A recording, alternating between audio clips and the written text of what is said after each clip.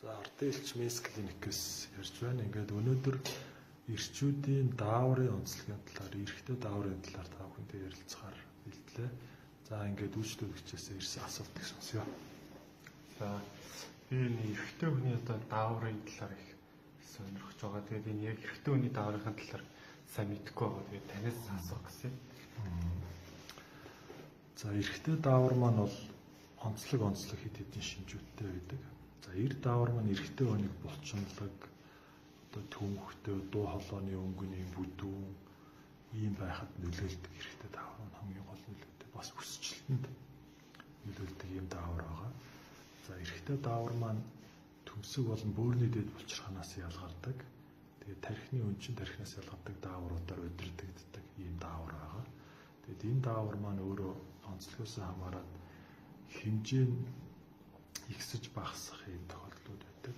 Хэмжээ нь багасах юм бол эрэгтэй хүнд шууд бэлгийн үйл ажиллагаа нөлөөлдөг юм сул талтай. Бэлгийн үйл ажиллагааг удирддаг учраас бэлгийн үйл ажиллагаа эрэгтэй даавар багасхад бол сулардаг юм сул талтай байдаг. Дараа нь бол энэ дааврын маань хэмжээ багаснаар эрэгтэй хүний сэтгэл зүйд бас их нөлөөлдөг ийм онцлогуудтай. Дааврын маань онцлог бууралт нь бол жишээлбэл эмэгтэй хүн дээр цэвэрштэй даавар маань огцсон буурдаг бол эрэгтэй хүн дээр цэвэрштэй даавар айжин буурдаг юм онцлогтой дааврынхаа хувьд юм онцлог шин чанартай байдаг.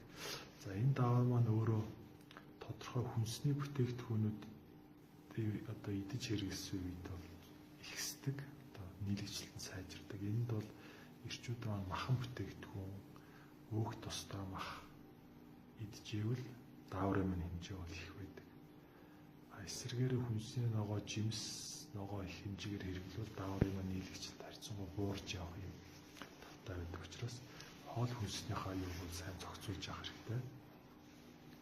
Эр дааврын онцлог нь бол ийм байдаг аа.